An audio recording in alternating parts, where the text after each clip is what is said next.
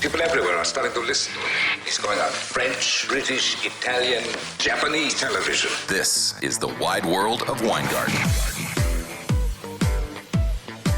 Welcome back, Wide World of Weingarten. It is Thursday, November 11th, Veterans Day, just after noon here in Los Angeles. I bet a couple EuroLeague basketball games today. Those are already underway. First one was Maccabi Tel Aviv. It was a winner, +6, +4.5 live. This other one, Alba Berlin, is down 21. I bet them +7. Does not look like a winner.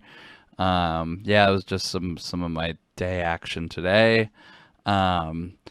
Football teams take bye weeks, and I guess gamblers have the option to take bye weeks too. This is a much slower week than usual for me volume-wise, mostly due to MLB futures next week. The whole week just has this big carryover going on right now with Ohtani and potentially Wander Franco or Corbin Burns, Zach Wheeler maybe. Holding out a little bit of hope for Juan Soto, but not really. So I'm kind of on a bye week this weekend, like I mentioned. Thursday night football. The Ravens play the Dolphins tonight. I'm not very excited about this game, other than futures bets. I bet some more Lamar Jackson at 12-1 for MVP. I bet Rashad Bateman first touchdown tonight, 16-1. That's my bet for the night tonight. I mentioned he's been on the field about 66% of the Ravens snaps the last 3 weeks since getting healthy. He's a legitimate field stretching threat. Maybe tonight's the night he gets his first touchdown. Hopefully it's the first of the game at -7.5 for the Ravens tonight. I would potentially use it as a teaser leg with either the Steelers -2 or the Saints +8.5, or all three of them if you have good odds on teasers. But yeah, as sad as it sounds to say, as unbelievable as it sounds to say, because it probably isn't actually true, and I will end up making a couple bets regardless of what I say, I'm mostly sitting out the weekend and just waiting for MLB futures. So, like I said, my only big college football bet that I mentioned earlier this week is Ole Miss Texas A&M under 56.5. So unfortunately not a ton to talk about football wise going into this weekend. I'm mostly just gonna be taking it easy. But golf, we have a lot to talk about with golf. The first round of the Dubai Championship is finished. JB Hansen shot a 63 and leads the way with a 9 under. Antoine Rosner, I don't know how to say his name. Sullivan, Paul Warning, and Dean Burmeister, who I recommended betting on, are tied for second at 7 under. So not terrible spot to be in. It was a good first round for Burmeister with our bets, as his form has in fact carried over from the South African Players Championship last weekend. Hopefully he's got 3 more solid rounds in him. If he does falter, I'd expect him to falter at the end and not necessarily in the second round coming up. But he'll tee off around midnight Pacific tonight. I might try to catch a little bit of it. We'll see. I have some open time tonight to possibly stay up if I can make it that late. But hopefully we'll be talking about him being in contention this weekend. And I'll do another podcast if he is, and we'll talk about what to do with the golf this weekend after the second round. I haven't found a lot of live odds, actually. I was trying to see some stuff last night, and they didn't have the first round up where I would normally bet it.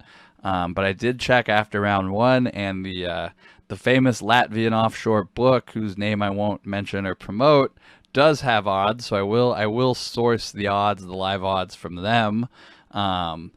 The aforementioned Dean Burmeister is co-favorite with JB Hansen and Tommy Fleetwood, all three at 9-1. Sullivan, Rosner, and Bernard Weisberg and Paul Casey are next at 16-1. Wide World of Weingarten favorite and perennial top 10 finisher whenever I don't bet on him, Minwoo Lee, is 20-1. Callum Shrinkwin, Horsfield, and Tom Detry, the Belgian, is 25-1. They're all 25-1. Everyone after that's 33-1 or lower. Nothing stood out for me on the long shots, but it's a relatively crowded field at the top, and it's not a very hard course relative to what professionals consider hard courses. For me, I'm possibly the worst golfer in the world, so don't listen to me when it comes to the technical details of golf. I'm a numbers guy. I'm a bettor, not an athlete. So you have to take what I say about how sports works with a grain of salt. But one thing to keep in mind, one of the big differences on the European Tour compared to the PGA Tour is the PGA Tour plays at some of the best courses in the United States. Not just some of the best looking or best kept, but the best design, the most challenging. You get all sorts of different layouts and different features, but the majority of the courses are meant to be a challenge for professionals. It's slightly different when you get to golf courses in different parts of the world, especially recently developed parts of the world, or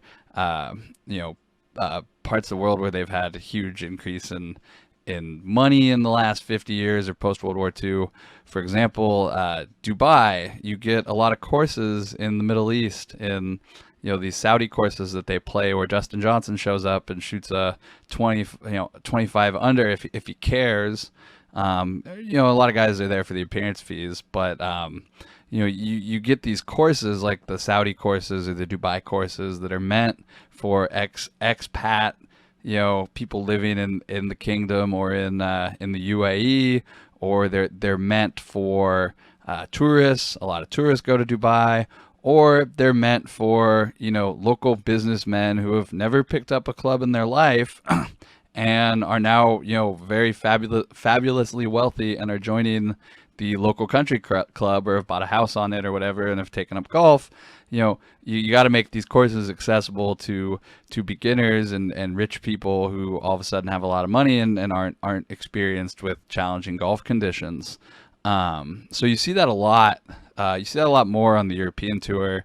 Not necessarily when they play, say, links courses in Scotland or England, but when they do a Middle East swing to Dubai, to the Middle East, you see a lot of these courses. You'll see incredibly low scores because these guys just bomb the courses. There's no trees. There's wide open fairways. And they're not meant for professional players. They're stops on the professional tour, but these are courses meant for businessmen who have lots of money and have never played golf before. So it's a little sort of different handicapping process. A lot of times when they get to these Middle East swings and they go to Dubai, you just can't count out, like Hansen will shoot a 9 under today, someone else will shoot a 9 under tomorrow. Guys will come off the pace because they could just bomb this course, and it's a lot less challenging in some regards than what a lot of professionals are used to on a regular basis. So it's just a little thing on my thoughts on the European Tour and some of the courses they play. But it's a nice spot to be in with Burmeister right now. Hopefully we'll watch them play this second round tonight before we look at anybody to add, as a potential hedge. I don't want to, bet JB Hansen here at 9-1 necessarily after the first round. I'd like to see us get to the cut first and then assess after 2 rounds, because you never know who's going to just have a bad second round potentially, and open up the weekend for extra reading and recreation time potentially.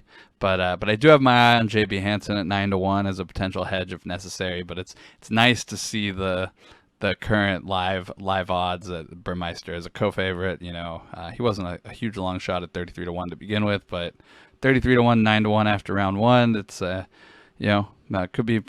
could be in a worse spot. So I'll take it, and we'll move on. The Houston Open is underway after an early weather delay this morning.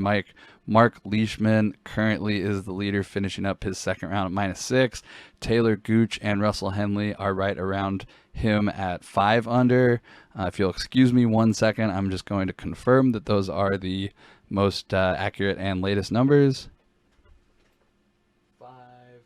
Yep. All right, yeah, we're still 6-5. Leishman is in the lead with the weather delay today. I don't expect them to finish the first round. They'll probably have to play it in the morning. As far as other notable guys I keep track of, Grayson Sigg is 1 under through 9 so far. Maverick McNeely hasn't teed off. His odds weren't good enough for me to bet. But, I'll keep my eye on him if necessary. I will always bet him live just to have the action. I don't want to be left behind when McNeely wins his first tournament without me. So, he'll get a couple $100 if he's in contention, but I don't feel a need to rush out on that. But like I said, as far as stuff goes, it's one of the slower weeks of my career recently. Lamar Jackson MVP 12-1 this week is what I'm betting before Thursday night. Bateman 16-1 first touchdown tonight. Ole Miss under 56.5 for Saturday. I mentioned a couple Wong teaser legs, Steelers, Saints. Guess you could use the Ravens tonight if you really wanted to go big on the Wongs. But besides that, we're rooting for Burmeister this weekend. I'll keep my eye on the live golf markets, and hopefully Friday's episode will probably be Friday evening or Saturday morning, potentially. Just so we'll have more stuff to talk about, what's going on in the weekend, what's in the news, if there's anything. Likely I'll change my mind and end up making a bet or 3 or 5. So I want to give myself more time to talk about anything I bet. So look for episode 22, the Friday episode, either Friday night, Saturday morning. We'll see. It's everything's fluid with me. So just stand by. We'll see what's going on this weekend. Thanks for listening.